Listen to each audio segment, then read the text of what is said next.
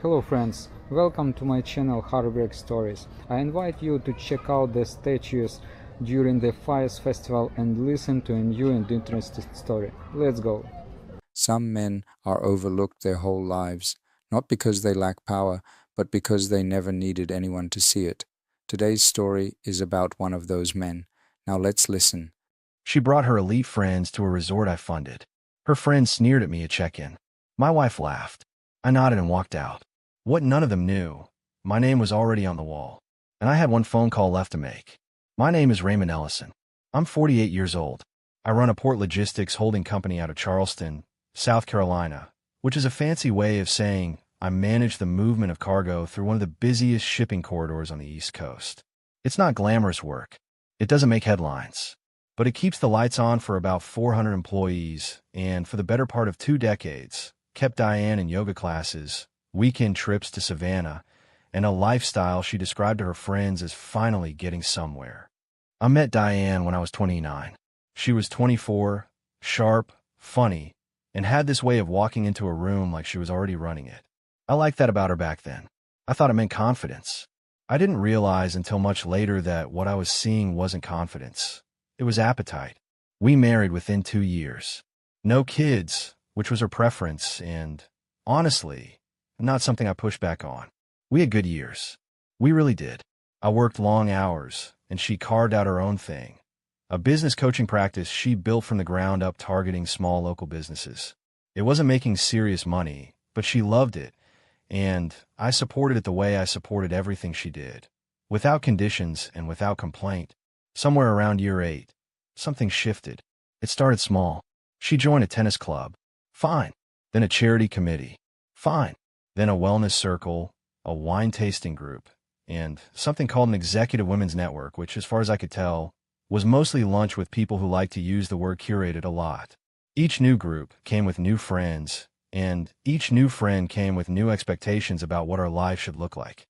That's when she started being embarrassed by things. The 2019 F-150 in the driveway. The fact that I liked fishing on weekends. The way I dressed. Plain shirts, dark pants, nothing flashy. She never said it outright, but I could feel the temperature drop every time I showed up at one of her events looking like myself. What she didn't know, what she had never bothered to find out, was that I had restructured every significant asset I owned into a family trust nearly 3 years before all of this began to unravel. Not because I suspected her. Not yet. I did it because my father, God rest him, always said that quiet money was safe money.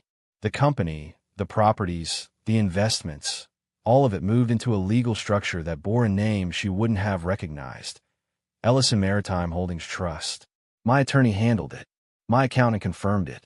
Diane signed something at the kitchen table one afternoon while she was answering emails on her laptop and barely looked up from the screen. That detail matters. Remember it. By the time our 14th anniversary came around, I had already started paying attention in a different way.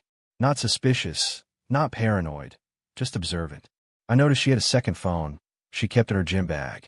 I noticed she had started consulting a law firm downtown for what she called business planning. I pulled the name of the firm. I recognized it immediately. They specialize in one thing and one thing only: high-asset divorce proceedings. So when I booked a weekend at Thornwood Resort on the Carolina coast, a place I had quietly co-funded through the trust 4 years earlier, which is a detail I'll come back to, I wasn't doing it out of desperation. I wasn't trying to save anything.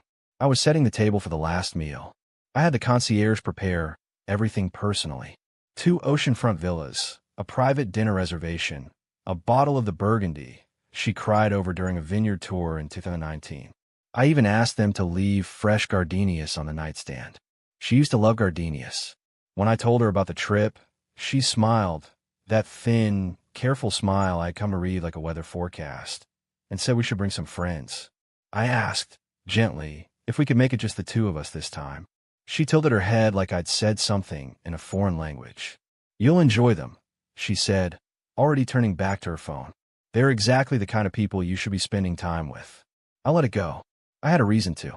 The weekend was 3 weeks away. I had phone calls to make first. The drive to Thornwood Resort takes about 90 minutes from Charleston if you avoid I-26 on a Friday afternoon. I drove separately. Diane rode with Felicia and the others. which told me everything I needed to know about where I ranked in the seating chart of her new life. I arrived first, parked in the rear lot, used a side entrance the resort staff had shown me during a property walkthrough 2 years prior, and made my way to the private cottage tucked behind the east garden wall. Unit 12.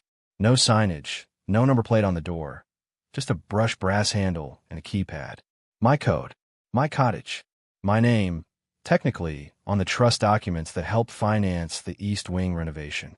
I set my bag down, changed into a clean shirt, and walked to the main lobby through the garden path. I wanted to be visible when they arrived. I wanted to be standing right there. They came in at 4:30. Felicia led the pack. Platinum hair, oversized sunglasses she hadn't bothered to remove indoors, a rolling bag that cost more than most people's rent. Behind her came Diane, then 2 other couples I vaguely recognized from charity event photos on Diane's phone. 6 people total, plus me.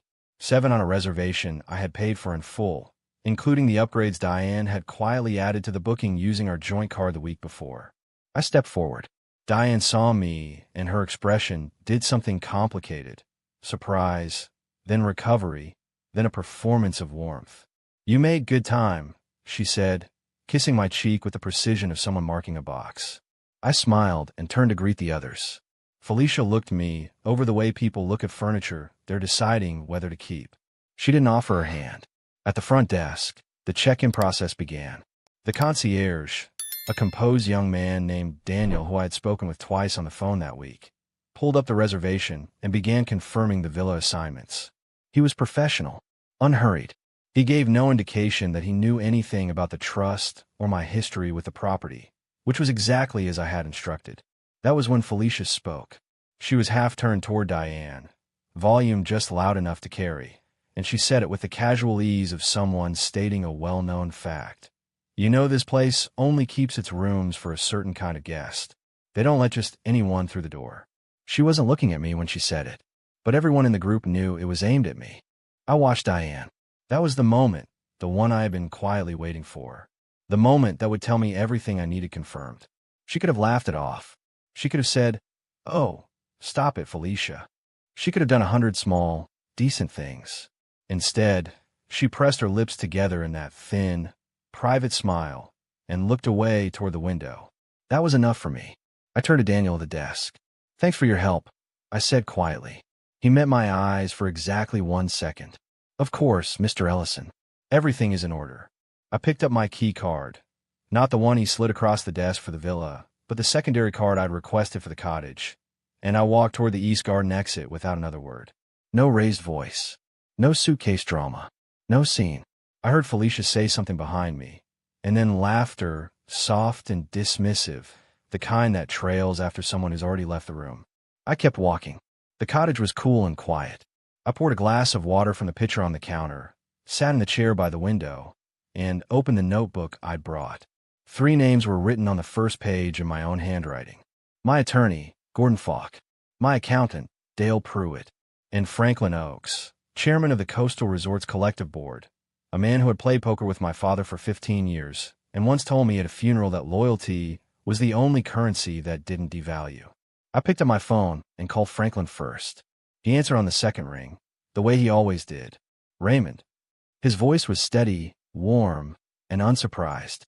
"I'm on property," I told him. It happened the way I thought it would. A brief silence. Then, "I'll make a call within the hour." "Discreet," I said. "Always," he replied, and the line went quiet. I set the phone down and looked out the window at the garden. The gardenias along the stone path were in full bloom. Nobody out there to notice them. I sat with that for a while.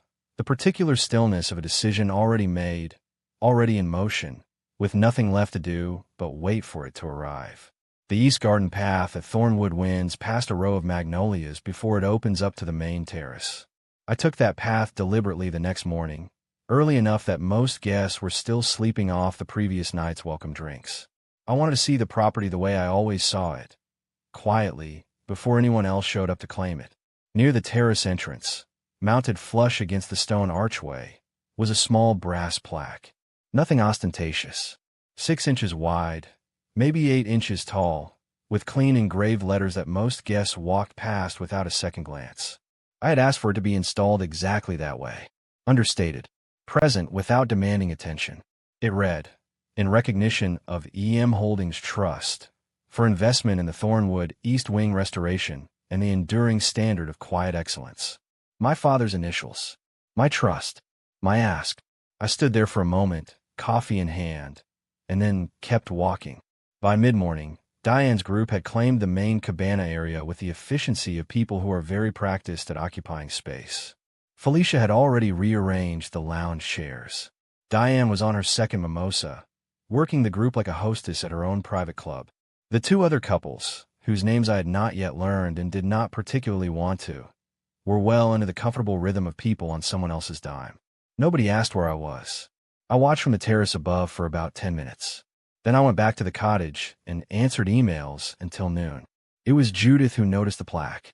I learned this later from Daniel at the concierge desk, who had been nearby and overheard the exchange. Judith was the quietest of the group, a woman in her mid-40s who wore simple clothes and seemed vaguely uncomfortable with the loudness around her. She had fallen behind as the group moved from the spa corridor back toward the cabanas, and she'd stopped in front of the archway. She read the plaque twice.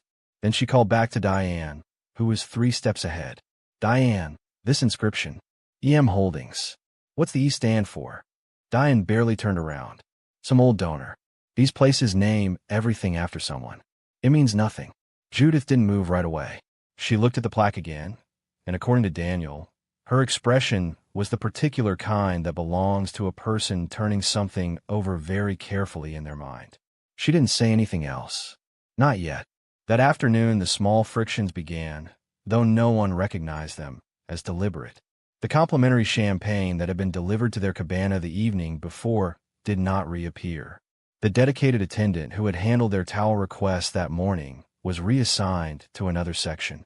When Felicia called the spa to confirm her afternoon treatment, she was told there had been a scheduling adjustment and someone would follow up. Someone did not follow up. Felicia was agitated by dinner. Diane kept her composed by ordering from the a la carte menu with the authority of someone who assumed their credits still ran deep. It did for now, but Daniel had already flagged the group to the property manager, and the property manager had already received a call from the trust administrator asking that the reservation status be reviewed against current guest conduct protocols. The gears were turning. Slowly, silently, the way the best mechanisms always do. That evening I sat on the cottage porch and called my attorney, Gordon Falk.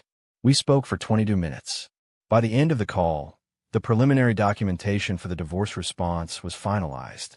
The asset protection structure was confirmed intact.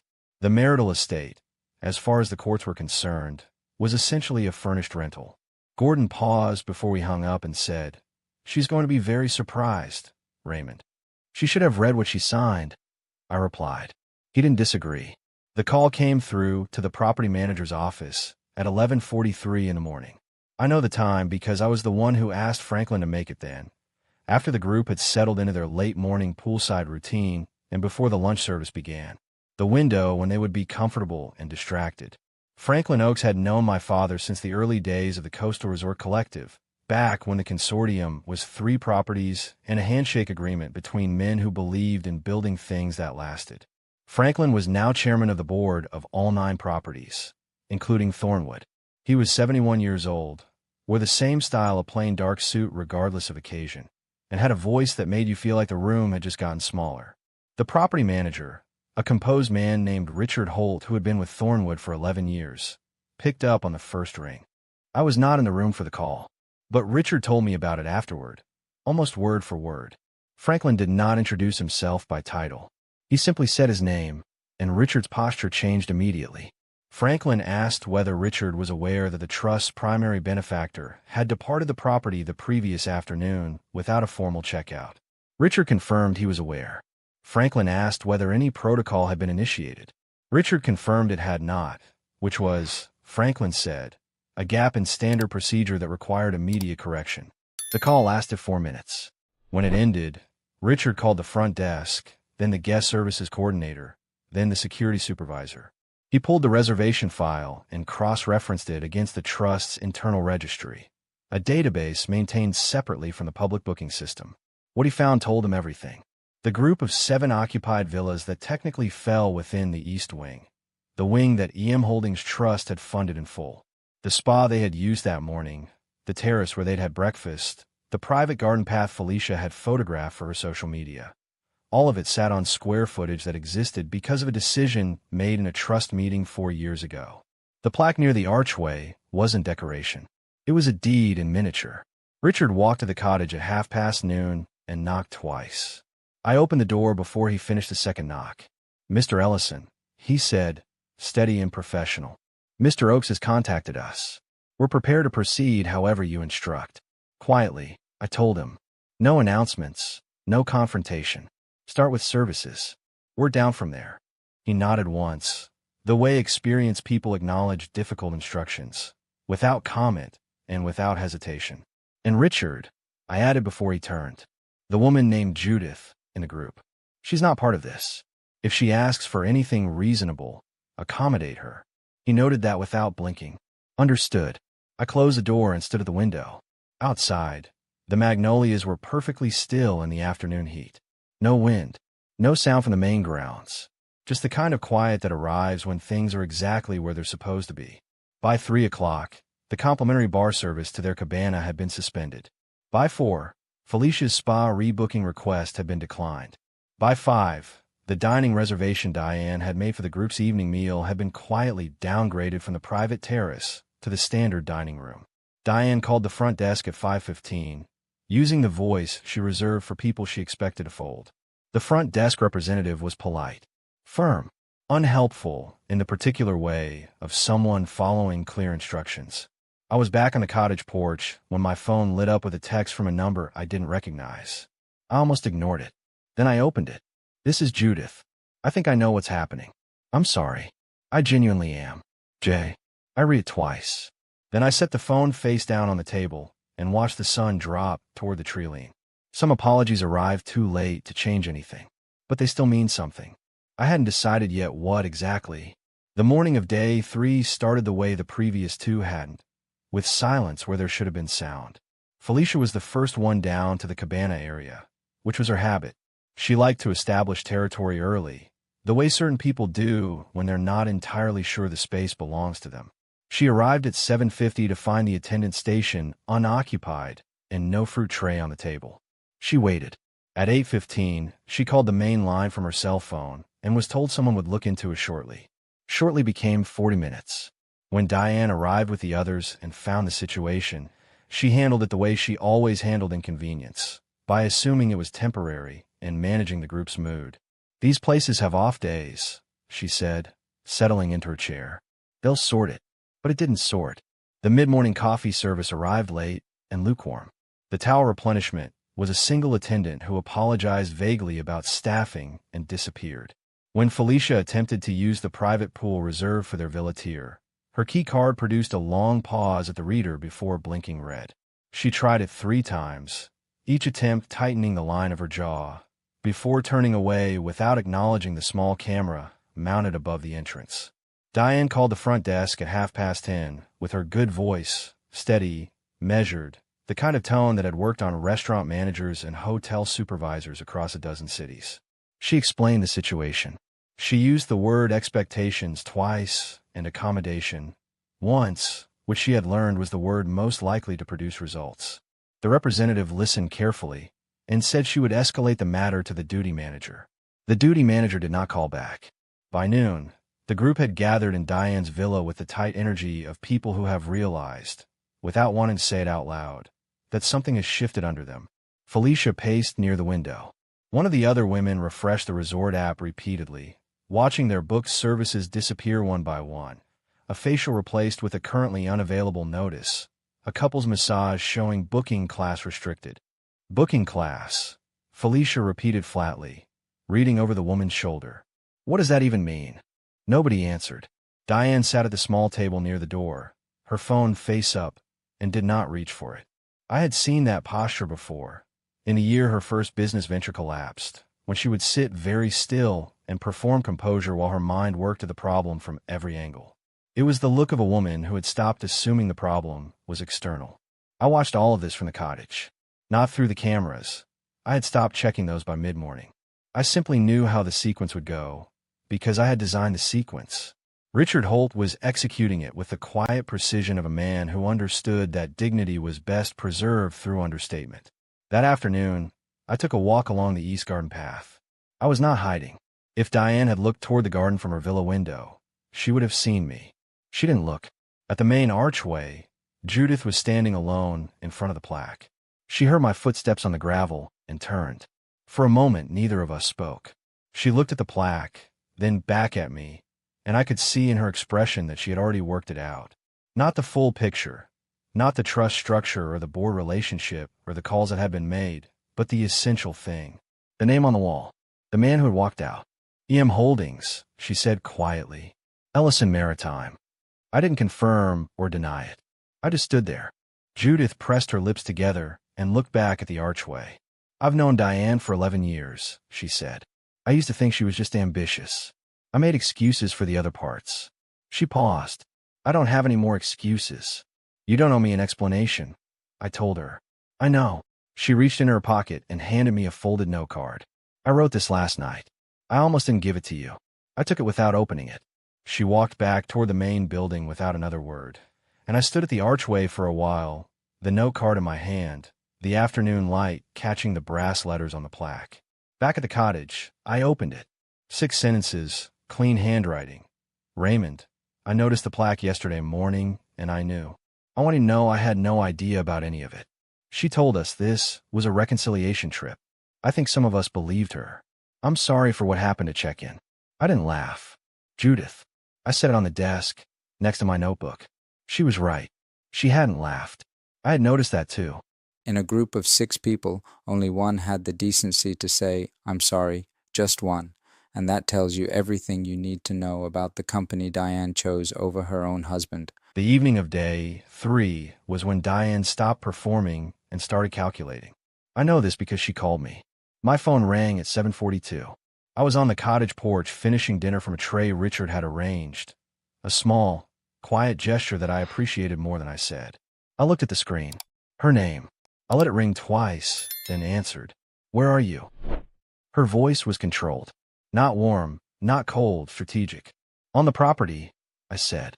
A brief pause. You've been here this whole time. Yes. Another pause, longer this time. I could hear the ocean through her open window, the same ocean I could hear from mine. The services, she said finally. The bookings disappearing. The front desk that suddenly doesn't know anything. That's connected to you. I didn't say that. You didn't have to. She shifted. I heard the small sound of her setting something down. A glass, probably. Raymond, whatever point you're trying to make, you've made it. I think we should talk. In person. We are talking. You know what I mean. I leaned back in the chair and looked at the sky, which had gone the deep orange of late Carolina evening. Diane, I want to ask you something, and I'd like you to answer honestly. Did you read the trust acknowledgement you signed at the kitchen table in February of last year? Silence. Did you read it? I repeated. That's not relevant to. It's entirely relevant, I said, keeping my voice level. Because what you signed restructured every significant asset I hold into an entity that predates any divorce filing by 14 months. Your attorney has a draft petition that is built on the assumption that marital assets are accessible. They are not. What you signed removed them from that category entirely. The silence this time had a different quality. Heavier. You knew, she said. The strategy was gone from her voice now. Just the flat fact of it. I knew you weren't happy. I knew you'd been consulting a divorce attorney since March. I knew about the second phone.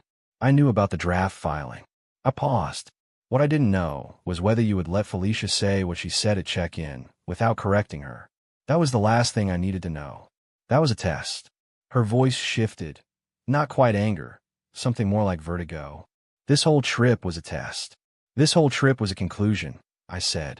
There's a difference. She was quiet for a long moment. When she spoke again, the careful tone was completely gone, replaced by something rawer. The plaque. EM Holdings. That's you. It's my father's initials. My trust. You funded this resort. Part of it.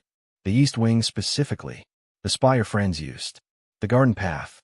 The terrace. I heard her exhale. A long, unsteady breath that told me the full weight of it had just landed. Raymond. Diane. I said. Get some sleep. Tomorrow is going to be a long day. I ended the call, set the phone down, and finished my dinner. The ocean moved in the darkness below the garden wall, steady and indifferent, the way it always had.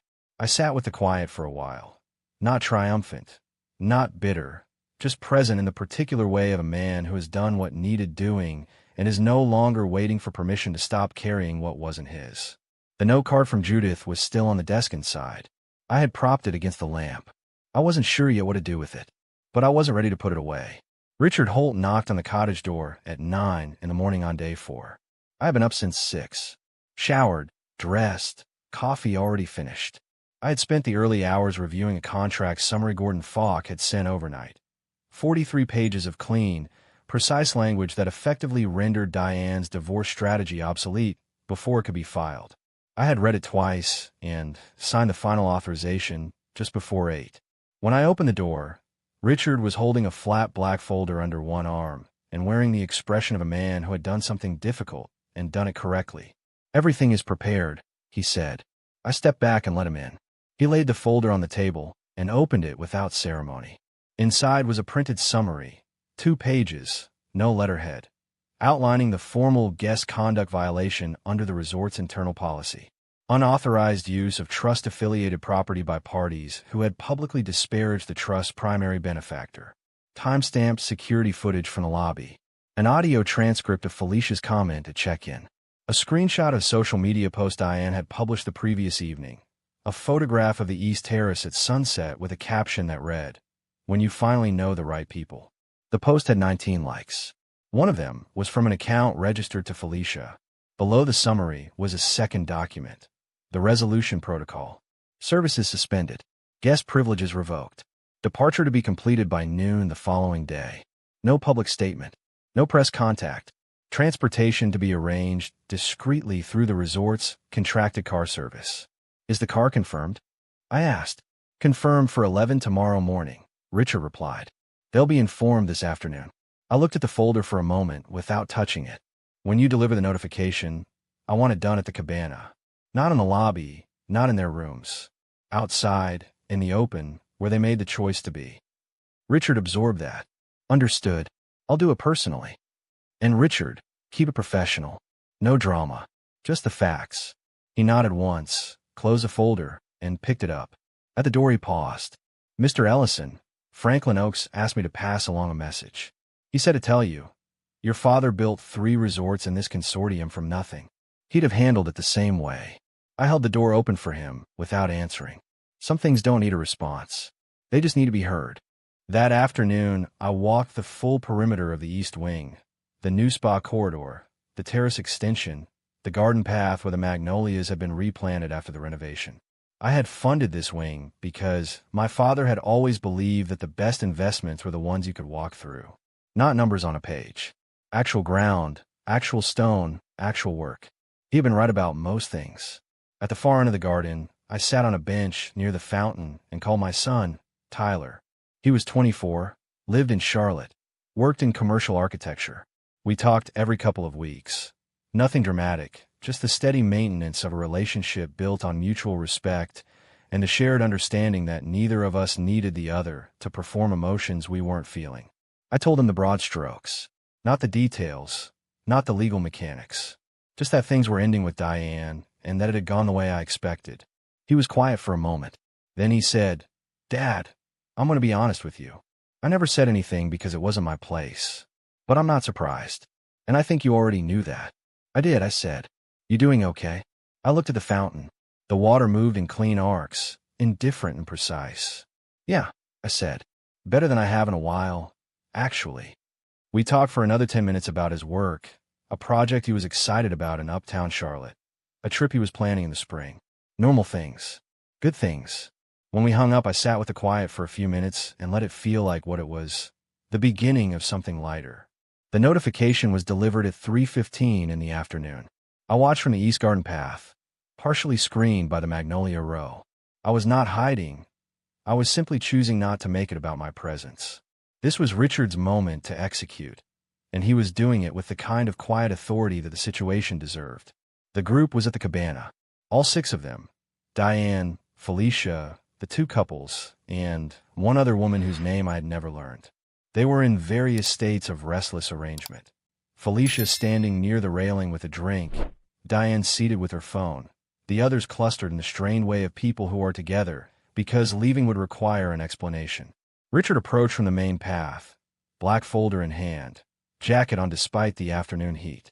He stopped at the edge of the cabana space and waited for them to notice him. They did, one by one, the way people notice something they've been dreading. He addressed Diane directly. Clear voice, no preamble. Mrs. Ellison, I need to inform you and your guests of a formal determination made by resort management this afternoon. Felicia straightened immediately. What determination? Richard didn't look at her. He opened the folder, turned it to face Diane, and pointed to the first document. He explained the policy violation calmly, the conduct to check-in, the trust affiliation of the property, the documented record of the incident. He showed the security still. He showed the transcript. He showed the social media screenshot. Diane's face went through several things in quick succession. Recognition, then calculation, then something that might have been, for just a moment, something close to shame. Felicia leaned over to look at the folder, and her jaw tightened. You're saying we violated a policy because of a comment made at check-in? That's absurd. The comment was made in reference to a guest who is a legacy-tier benefactor of this property. Richard replied, steady as a wall. That guest departed the premises without a formal checkout. Under our standing protocol, that triggers a full review of all related bookings. Legacy tier. One of the other women repeated softly. Felicia looked at Diane. Who is he? Who is your husband, exactly? Diane didn't answer. Richard continued. He outlined a resolution. All privileges suspended effective immediately. Departure scheduled for 11 the following morning. Transportation arranged. All remaining charges waived. The matter would be handled with full discretion. No public record. No staff statements.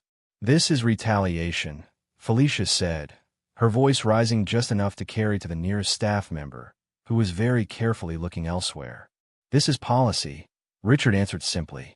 Then he closed the folder, turned to Diane once more, and said it. Calm. Final. The words that had been waiting since the moment at the check-in desk 3 days ago. Ma'am, you and your guests need to come with me. The silence that followed had weight to it. Felicia opened her mouth and closed it. One of the other women reached for her bag without being asked. Diane sat completely still for 4 full seconds, and then she stood. She didn't say anything. She picked up her hat from the chair beside her, put it on with the same controlled precision she applied to everything, and walked toward Richard without looking back. I stepped away from the magnolia row and walked back toward the cottage. I didn't need to see the rest. I already knew how it ended. Inside, I poured a glass of water and sat at the desk. Judith's note card was still propped against the lamp. I opened my phone and sent a message to a number I had saved that morning after Richard confirmed the contact at Diane's request. Judith, thank you for the note. You have nothing to answer for. She replied within 2 minutes. Thank you for saying that. I hope things get better from here. I set the phone down and looked out the window. The garden was going golden in the late afternoon light. The magnolias casting long shadows across the stone path. The fountain turned quietly at the far end. Everything exactly as it had been. Untouched, unshaken, built to last. She put on her hat, walked out without a word, and never looked back for him. And Raymond, he just turned around and went back to his cottage. No victory lap, no satisfaction, just a man who finished what needed to be done. They left at 11 the following morning. I watched from the cottage window as the black car pulled up to the service entrance. 7 pieces of luggage had been arranged in a neat row along the delivery bay wall, packed by the housekeeping team overnight, with care and without comment. The car service driver stood beside the vehicle with his hands clasped, professionally blank in the way of men hired to move through other people's worst moments without leaving fingerprints on them. Diane came out last. She was dressed well, as always. Dark linen, sunglasses, the kind of controlled presentation that had served her in every difficult room she had ever walked into. She looked at the luggage, then at the car, then briefly, just briefly, toward the east garden wall, as if she expected to find me standing there. I wasn't standing there. I was inside at the desk, watching through the window. There was no satisfaction in it. No particular heaviness either. Just the clean, neutral quality of watching a chapter close. Felicia got in without a word. The others followed. Diane was last. She paused at the car door with her hand on the frame, and for one moment her posture dropped. Not collapse, not drama, just the small involuntary release of a person who has run out of performance. Then she got in, and the door closed, and the car pulled away through the service gate. I called Gordon Falk at noon. "She's gone," I told him. "Good," he said. "Her attorney called my office this morning. They want a preliminary meeting." "What's their position?" "They're floating a modified claim, scaled down from the original petition. Equitable distribution, based on marital contribution, rather than asset division." Gordon paused. "They've figured out the trust structure, or enough of it. What do you recommend?" "I recommend we let them come to the table and see how far they get," he replied. "Your position is strong, Raymond. The trust documentation is clean, the timeline holds, and the acknowledgement form she signed is airtight. Their best realistic outcome is a negotiated settlement on personal property and maybe a short-term support provision. That's a long way from what they drafted." I told him to set the meeting. After the call, I sat with my coffee and thought about the FMBA certificate Diane had displayed in her office. The framed credential from a business school I had never bothered to look up until 6 weeks ago, when Gordon asked me to compile a personal asset summary, and I cross-referenced every document in the house. 45 seconds of searching told me that the issuing institution had lost its regional accreditation 4 years prior and had been operating under a provisional status that most professional organizations did not recognize. The credential was real in the way that a photocopy of a birth certificate is real, present, tangible, and entirely insufficient for the purpose it was being used for. 3 of her current business coaching clients had been referred to her through introductions I had made at industry events over the previous 2 years. None of them knew that. None of them had asked. Within 8 weeks of the divorce filing becoming public record, 2 of those clients quietly ended their contracts. The third sent a polite email expressing gratitude for her service and indicating they were moving in a different direction. Diane told me about this in a voicemail she left during the second month. Not accusing, not angry, just a woman reporting damage in the flat tone of someone who has stopped expecting sympathy. I did not call back. There was nothing useful left to say. Felicia's unraveling was less quiet. Her husband, a hedge fund manager from Colombia, who had been absent from the resort weekend for reasons that became clear later, had been in divorce proceedings of his own during the same week. When the story of the Thornwood incident circulated through their social network, as these things always do, he used it as evidence of her character in his own filing. Felicia disputed this. The dispute became public in the way disputes do when both parties have attorneys who enjoy the process. She lost her seat on the charity committee she had chaired for 3 years. The private membership club they had shared placed her individual status under review. Within 4 months, she had moved from the house in Mount Pleasant to an apartment in North Charleston, which is a sentence that would have meant nothing to you before this story and probably means everything now. I did not arrange any of it. I simply stopped standing in its way. The divorce was finalized 9 months after the Thornwood weekend. The settlement was exactly what Gordon had predicted: personal property, a short-term support provision, and a negotiated sum for Diane's business relocation costs. The trust remained intact. The company remained intact. The east wing of Thornwood Resort continued its operations without interruption, the brass plaque undisturbed beside the archway. Gordon called me the morning the papers were signed and said, "It's done." 2 words. The right 2 words. I sold the F-152 weeks later. Not because I was embarrassed by it. I had never been embarrassed by it. But because I had wanted a different truck for a while and had been telling myself it was practical to wait. I bought a clean, dark blue pickup. Nothing flashy. Good engine. Built for actual use. The man at the dealership tried to upsell me on chrome trim packages, and I declined twice before he stopped asking. Tyler drove down from Charlotte in March, and we spent a weekend on the water doing nothing of particular consequence. Fishing, eating badly, talking about his architecture project, and a woman he was seeing who he described as straightforward, which is underrated. I agreed that it was. At some point on the second evening, he looked at me across the cooler and said, "You seem different." "Different how?" I asked. He thought about it. "Like you stopped waiting for something." I considered that for a while, watching the line in the water. He wasn't wrong. There had been a quality to the last several years. Not unhappiness exactly, but a kind of permanent anticipation, a low-grade alertness that I had mistaken for normal. The feeling that the ground under things was not quite solid, that something was pending, that the real situation had not yet declared itself. That feeling was gone. 4 months after the divorce, I received a short email from Judith. She had left the social circle entirely, she said, which hadn't been as hard as she expected. She had taken a position with a nonprofit in Greenville and seemed, from the tone of her message, lighter than she had been in years. She ended the email with a single line, "I think we both got out of things that were too small for us." I replied the same evening. We have had occasional correspondence since. Nothing significant, just the easy back and forth of two people who respect each other from a comfortable distance. The Trust announced a new initiative in December, an expansion of the Thornwood East Wing to include a restored historic boathouse on the adjacent waterfront property. My father had talked about that boathouse for years and never had the resources to act on it. The project is scheduled for completion in 18 months. Franklin Oaks called when the announcement went out and said, simply, "Your father always wanted that." Good. I stood at the archway plaque one last time before leaving Thornwood the morning after the group departed. Not for any ceremonial reason.